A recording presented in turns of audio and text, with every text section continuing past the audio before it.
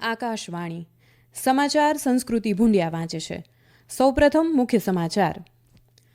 કેન્દ્ર સરકારે ભૂતપૂર્વ પ્રધાનમંત્રી પીવી નરસિમ્હા રાવ, ચૌધરી ચરણસિંહ અને હરિત ક્રાંતિના પ્રણેતા ડોક્ટર એમ.એસ. સ્વામીનાથનને દેશનો સર્વોચ્ચ નાગરિક પુરસ્કાર ભારત રત્ન આપવાનો નિર્ણય લીધો છે. ભારતીય અર્થતંત્ર અંગેના શ્વેતપત્ર અને દેશના નાગરિકોના જીવન પર તેની અસર અંગે લોકસભામાં આજથી ચર્ચાનો પ્રારંભ થયો છે. રાજ્યસભાએ જાહેર પરીક્ષા ગેરરીતિ નિવારણ વિધેયક 2024 ઉપર આજથી ચર્ચા હાથ ધરી છે. દેશભરના 1389 કૃષિ બજારોને રાષ્ટ્રીય કૃષિ બજાર ઈ-નામ પોર્ટલ વડે જોડવામાં આવ્યા છે. પાકિસ્તાનમાં તાજેતરમાં યોજાયેલી રાષ્ટ્રીય અને પ્રાંતીય વિધાનસભાની ચૂંટણીની કુલ 146 બેઠકોના પરિણામ જાહેર થયા છે અને ભારતની નિખાત ઝરીન અને અરુંધતી ચૌધરીએ બલ્ગેરિયામાં ચાલી રહેલી સ્ટ્રેન્ઝા મેમોરિયલ બોક્સિંગ સ્પર્ધાની સેમીફાઇનલમાં પ્રવેશ કર્યો છે. સમાચાર વિગતવાર. કેન્દ્ર સરકારે ભૂતપૂર્વ પ્રધાનમંત્રી પીવી નરસિમ્હા રાવ, ચૌધરી ચરણસિંહ અને હરિત ક્રાંતિના પ્રણેતા ડોક્ટર એમ.એસ. સ્વામીનાથનને દેશનો સર્વોચ્ચ નાગરિક પુરસ્કાર ભારત રત્ન આપવાનો નિર્ણય લીધો છે. પ્રધાનમંત્રી નરેન્દ્ર મોદીએ સોશિયલ મીડિયા ઉપર આ માહિતી આપી છે.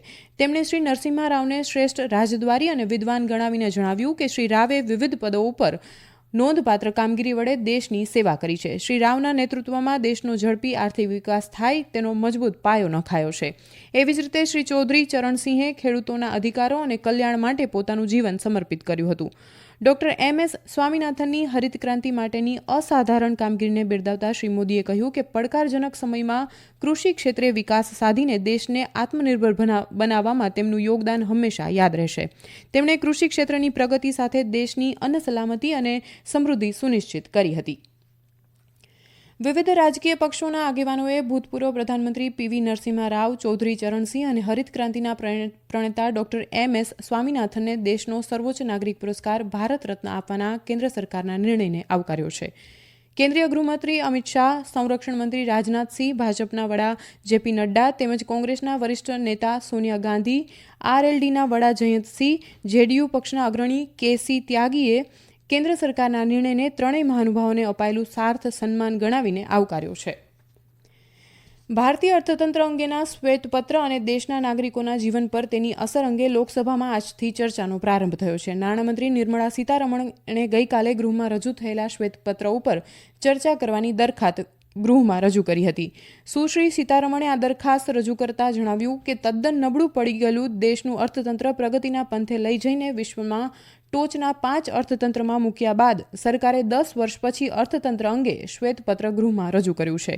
નાણામંત્રીએ આક્ષેપ કર્યો હતો કે અગાઉની યુપીએ સરકારના શાસનમાં થયેલા કોલસા અને અન્ય કૌભાંડોના કારણે દેશની તિજોરીને નોંધપાત્ર નુકસાન થયું હતું, જ્યારે વર્તમાન કેન્દ્રની મોદી સરકારે કોલસાના ઘટકોની લીલામીની પારદર્શક પદ્ધતિ સુનિશ્ચિત કરી છે.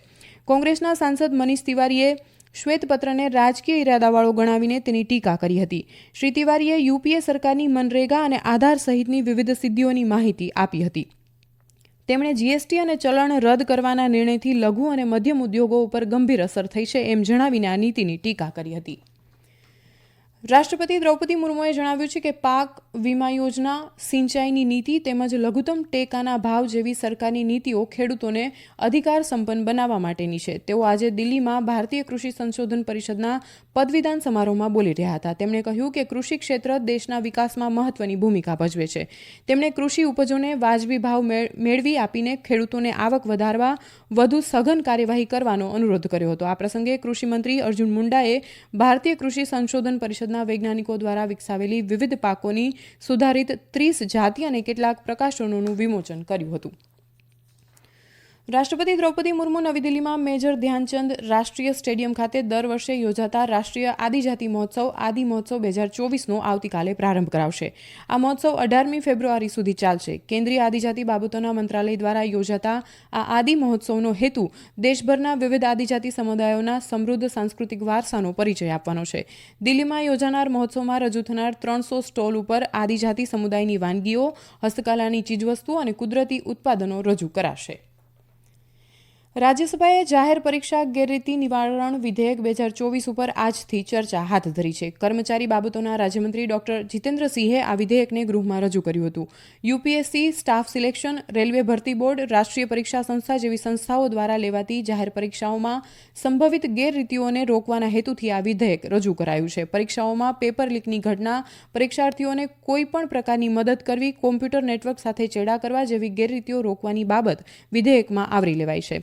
જાહેર પરીક્ષાઓમાં પારદર્શકતા વધારવી અને યોગ્ય રીતે પરીક્ષા યોજવી એ હેતુથી આ વિધેયક રજૂ કરાયું છે. પરીક્ષામાં ગેરરીતિ આચરનારા કસૂરવારોને 3 થી 10 વર્ષની સજા અને 10 લાખથી 1 કરોડ રૂપિયા સુધીના દંડની જોગવાઈ છે. આ ગુનો બિનજામીન પાત્ર ગણાશે.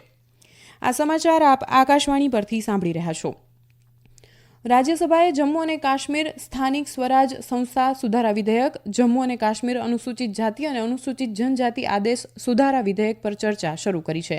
આ વિધેયકનો હેતુ જમ્મુ અને કાશ્મીરની નગરપાલિકાઓ અને પંચાયતોમાં અન્ય પછાત વર્ગના લોકો માટે અનામતની જોગવાઈ ઊભી કરવાનો છે. કેન્દ્ર સરકારે જણાવ્યું છે કે દેશના 23 રાજ્યો અને 4 કેન્દ્ર શાસિત પ્રદેશોમાં આવેલા 1389 કૃષિ બજારોને રાષ્ટ્રીય કૃષિ બજાર ઈ-નામ પોર્ટલ વડે જોડવામાં આવ્યા છે. આ 1389 કૃષિ બજારોને વિનામૂલ્યે સોફ્ટવેર અપાયો છે, જ્યારે 1266 કૃષિ બજારોને ઈ-નામ હેઠળ 30 લાખ રૂપિયાની સહાય આપવામાં આવી છે. કેન્દ્રીય કૃષિમંત્રી અર્જુન મુંડાએ આજે રાજ્યસભામાં એક પ્રશ્નના લેખિત જવાબમાં જણાવ્યું હતું કે આ સાથે સમગ્ર દેશમાં નિયંત્રિત કૃષિ બજારોની સંખ્યા ગયા વર્ષે વધીને 7085 થઈ છે. પાકિસ્તાનમાં તાજેતરમાં યોજાયેલી રાષ્ટ્રીય અને પ્રાંતીય વિધાનસભાની ચૂંટણીની કુલ 146 બેઠકોના પરિણામ આજે જાહેર થયા છે અને એક બેઠકનું પરિણામ મોકૂફ રાખવામાં આવ્યું છે, જ્યારે 119 બેઠકોના પરિણામ આવવાના બાકી છે. અત્યાર સુધીમાં પાકિસ્તાન તહરીકે ઇન્સાફ સાથે સંકળાયેલા લોકો સહિત અપક્ષ ઉમેદવારોએ 60, પાકિસ્તાન મુસ્લિમ લીગે 43, પાકિસ્તાન પીપલ્સ પાર્ટીએ 37 અને અન્ય પક્ષોએ 6 બેઠકો જીતી છે. દરમિયાન સેનાના સૂત્રોએ જણાવ્યું છે કે ચૂંટણીને લગતી હિંસાના બનાવોમાં 12 લોકોના મોત થયા છે અને 39 જણાને ઈજા થઈ છે. ભારતની નિખત ઝરીન અને અરુંધતી ચૌધરીએ બલ્ગેરિયામાં ચાલી રહેલી સ્ટ્રેન્ઝા મેમોરિયલ બોક્સિંગ સ્પર્ધાની સેમીફાઇનલમાં પ્રવેશ કર્યો છે. 50 કિલો વજન જૂથની પહેલી ક્વાર્ટર ફાઇનલમાં નિખાતે ફ્રાન્સની લખાદરી વસીલ્લાને 5-0થી પરાજય આપ્યો હતો, જ્યારે 66 કિલો વજન જૂથની બીજી ક્વાર્ટર ફાઇનલમાં અરુંધતી ચૌધરીએ સર્બિયાની મેટોવિક મિલેનાને 5-0થી પરાજય આપ્યો હતો. આ સ્પર્ધામાં 30 દેશોના 300થી વધુ ખેલાડીઓ ભાગ લઈ રહ્યા છે. કેન્દ્રીય ચૂંટણી પંચ ECIએ જણાવ્યું છે કે દેશમાં યોજાનારી આગામી સામાન્ય ચૂંટણી પહેલા દેશભરમાં આશરે 97 કરોડ મતદાતાઓએ નોંધણી કરાવી છે. વર્ષ 2019ની સરખામણીએ મતદારોની નોંધણીમાં 6% વધારો થયો છે. ચૂંટણી પંચે આ નોંધણીને વિશ્વની સૌથી વધુ મતદાર નોંધણી ગણાવી છે. યાદીમાં જણાવ્યું છે કે 1 મહિના સુધી હાથ ધરાયેલા મતદાર યાદી સુધારણા કાર્યક્રમ દરમિયાન મહિલા મતદારોની નોંધણીમાં વધારો થયો છે. એવી જ રીતે આ કામગીરી દરમિયાન 18થી 29 વર્ષના 2 કરોડથી વધુ યુવા મતદારો પણ નોંધાયા છે. બાંગ્લાદેશના વિદેશમંત્રી હસન મહમૂદે આજે દિલ્હીમાં રાષ્ટ્રપતિ ભવન ખાતે સુશ્રી દ્રૌપદી મુર્મુની શુભેચ્છા મુલાકાત લીધી હતી.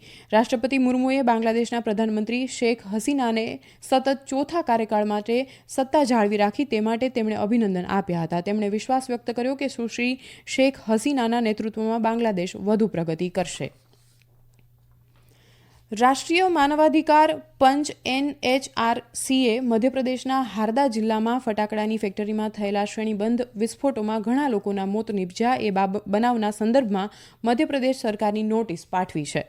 અખબારી અહેવાલોને ધ્યાનમાં લઈને માનવ અધિકાર પંચે આ ઘટનાને માનવ અધિકારના ઉલ્લંઘન સમી ગણાવીને આ ઘટના અંગે 4 સપ્તાહમાં વિસ્તૃત અહેવાલ આપવા રાજ્યના અગ્ર સચિવ અને પોલીસ વડાને નોટિસ પાઠવી છે. માનવ અધિકાર પંચે આ ઘટના માટે જવાબદાર લોકો સામે જરૂરી પગલાં લેવા અને આવી દુર્ઘટના ફરીથી ન બને તે માટે શા પગલાં લઈ શકાય તે અંગે અહેવાલ મોકલવા જણાવ્યું છે. ઉલ્લેખનીય છે કે ગત 7મી ફેબ્રુઆરીએ હારદા જિલ્લામાં થયેલા શ્રેણીબદ્ધ વિસ્ફોટમાં 11 લોકોના મોત થયા હતા અને 200થી વધુ લોકોને ઈજા થઈ હતી તેવા અહેવાલો અખબારોમાં પ્રકાશિત થયા હતા. કેન્દ્રીય કૃષિ અને ખેડૂત કલ્યાણ મંત્રી અર્જુન મુંડાએ આજે રાજ્યસભામાં કહ્યું કે છેલ્લા 5 વર્ષમાં દેશમાં કઠોળના કુલ ઉત્પાદનમાં 18% વધારો થયો છે. અંતમાં મુખ્ય સમાચાર ફરી એકવાર. કેન્દ્ર સરકારે ભૂતપૂર્વ પ્રધાનમંત્રી PV નરસિમ્હા રાવ, ચૌધરી ચરણસિંહ અને હરિત ક્રાંતિના પ્રણેતા ડોક્ટર MS સ્વામીનાથનને દેશનો સર્વોચ્ચ નાગરિક પુરસ્કાર ભારત રત્ન આપવાનો નિર્ણય લીધો છે. ભારતીય અર્થતંત્ર અંગેના શ્વેતપત્ર અને દેશના નાગરિકોના જીવન પર તેની અસર અંગે લોકસભામાં આજથી ચર્ચાનો પ્રારંભ થયો છે. રાજ્યસભાએ જાહેર પરીક્ષા ગેરરીતિ નિવારણ વિધેયક 2024 ઉપર આજથી ચર્ચા હાથ ધરી છે. આકાશવાણી પરથી સમાચાર પૂરા થયા.